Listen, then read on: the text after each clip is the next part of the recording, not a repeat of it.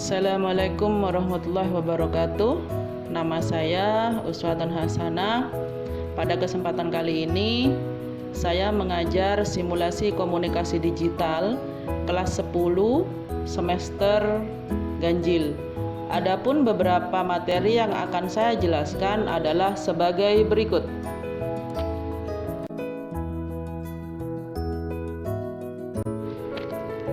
Pada pertemuan pertama kita kali ini, kompetensi dasar yang akan disampaikan kepada siswa terdiri dari menerapkan logika dan algoritma komputer, serta menggunakan fungsi-fungsi perintah atau command.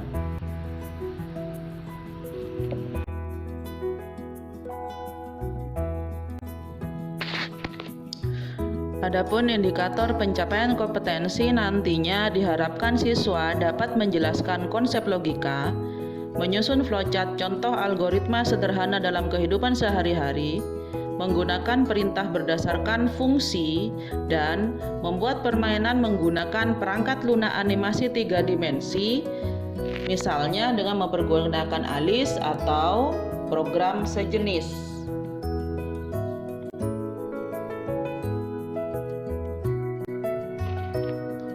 Adapun materi pokok yang akan kita sampaikan kali ini yang pertama yaitu konsep logika dan algoritma, dan yang kedua yaitu notasi flowchart. Untuk lebih jelasnya, mari kita bahas satu per satu.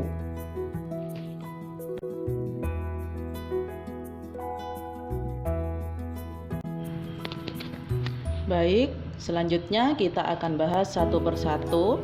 Apakah itu logika? Kemudian, apa manfaatnya logika dan apakah fungsi dari logika?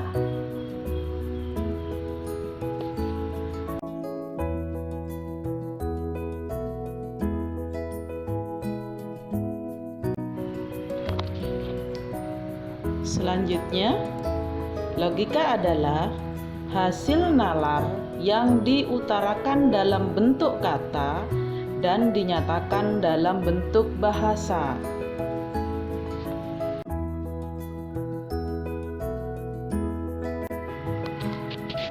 Selanjutnya, fungsi logika adalah yang pertama, membantu berpikir secara rasional dan kritis. 2. Meningkatkan kemampuan berpikir secara cermat dan objektif. 3.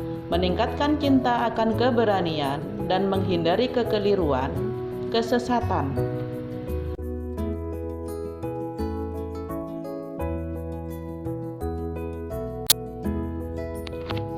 Baik, selanjutnya kita akan membahas mengenai manfaat logika. Adapun manfaat logika, yang pertama yaitu menjaga kita supaya selalu berpikir benar. B. Efektif dalam berpikir ataupun berargumentasi. C. Berpikir secara sistematis sesuai aturan-aturan berpikir yang benar. D.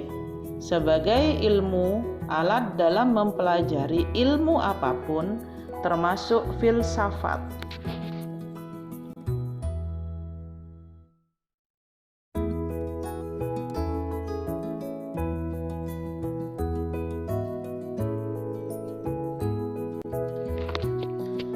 Selanjutnya, marilah kita akan bahas apakah itu algoritma, tujuan algoritma, dan kriteria algoritma.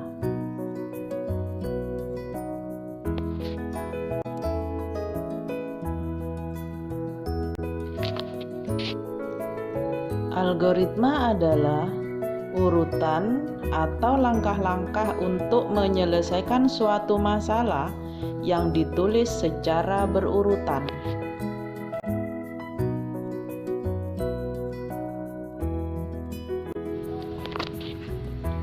Adapun tujuan dan fungsi algoritma adalah 1. Membantu menyederhanakan suatu program yang rumit dan besar. 2. Memudahkan dalam membuat sebuah program untuk masalah tertentu. 3. Membantu untuk menyelesaikan suatu permasalahan. 4. Membantu memecahkan suatu permasalahan dengan logika dan sistematis. 5. Meminimalisir penulisan program secara berulang-ulang. 6. Agar dapat melakukan pendekatan top-down and divide and conquer. 7. Memudahkan membuat program yang lebih rapi dan terstruktur sehingga lebih mudah difahami dan dikembangkan. Selanjutnya 8. Memudahkan proses modifikasi pada program karena bisa dilakukan hanya pada satu modul tanpa harus mengubah modul yang lainnya.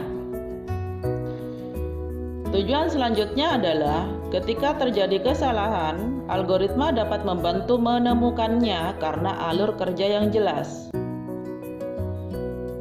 Selanjutnya, memudahkan proses dokumentasi.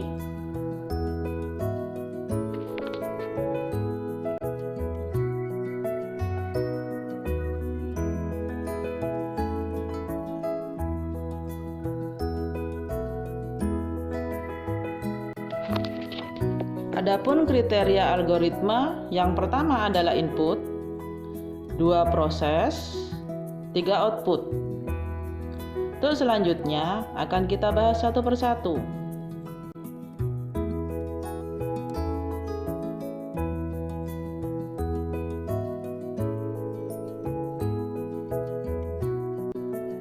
Input adalah permasalahan yang dihadapi dan akan dicarikan solusinya. 2 proses, 3 itu rencana atau langkah-langkah yang harus dilakukan untuk mencapai tujuan akhir. Sedangkan output yaitu solusi atau tampilan akhir yang didapatkan dari suatu algoritma. Input adalah permasalahan yang dihadapi dan akan dicarikan solusinya. Proses yaitu rencana atau langkah-langkah yang harus dilakukan untuk mencapai tujuan akhir. Sedangkan output yaitu solusi atau tampilan akhir yang didapatkan dari suatu algoritma.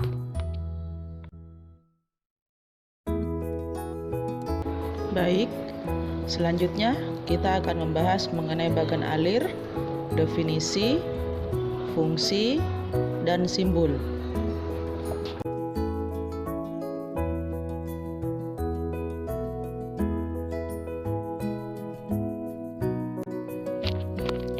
Mari kita simak bersama-sama. Bagan alir adalah sebuah bagan yang menunjukkan aliran algoritma dan menampilkan langkah-langkah penyelesaian terhadap suatu masalah.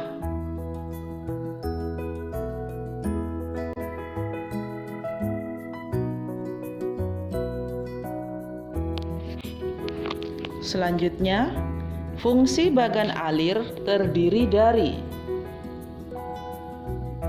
1.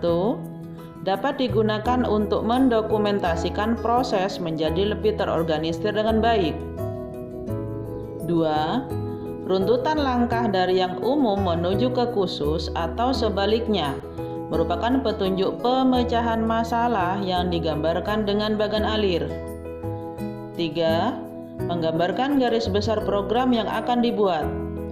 Bagan alir juga digunakan untuk merancang navigasi pengguna pada tampilan atau user interface aplikasi yang akan dibuat dan mengkomunikasikan hal-hal yang prosedural.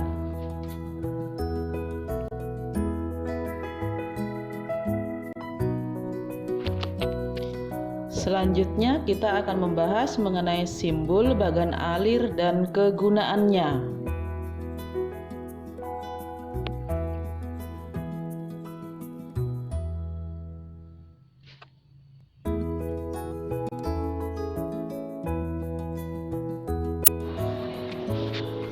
Simbol yang pertama adalah terminator. Terminator berfungsi untuk menandai awal dan akhir sebuah flowchart dan terdiri dari 2 label. Yang pertama yaitu untuk start, menandai awal flowchart, dan end atau akhir untuk menandai akhir dari suatu flowchart.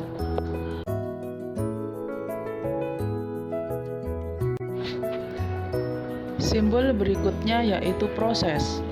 Proses berfungsi untuk menyatakan suatu proses yang dilaksanakan pada tahapan tertentu.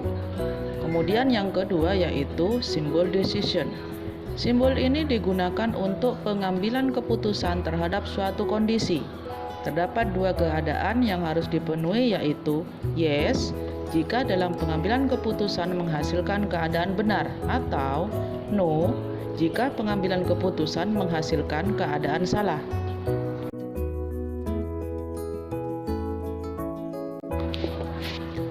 Selanjutnya kita akan membahas 3 simbol. Yang pertama yaitu subproses, yang kedua dokumen, dan yang ketiga adalah data. Subproses adalah simbol proses yang dapat dibuat menjadi lebih detail menjadi bagian-bagian proses atau subproses lainnya. Dokumen adalah simbol yang digunakan untuk menunjukkan penggunaan dokumen yang terkait, misalnya berupa masukan atau hasil dari proses. Sedangkan simbol data adalah simbol yang menyatakan data tertentu yang terkait pada sebuah flowchart.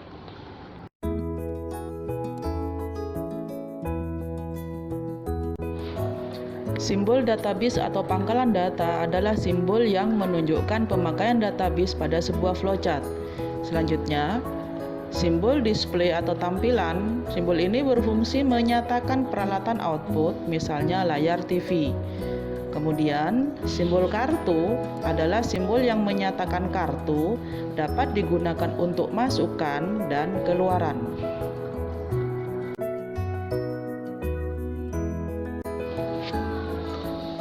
Simbol berikutnya adalah penunjuk alir atau flow direction. Simbol ini digunakan untuk menghubungkan setiap langkah dalam flowchart dan menunjukkan kemana arah aliran program.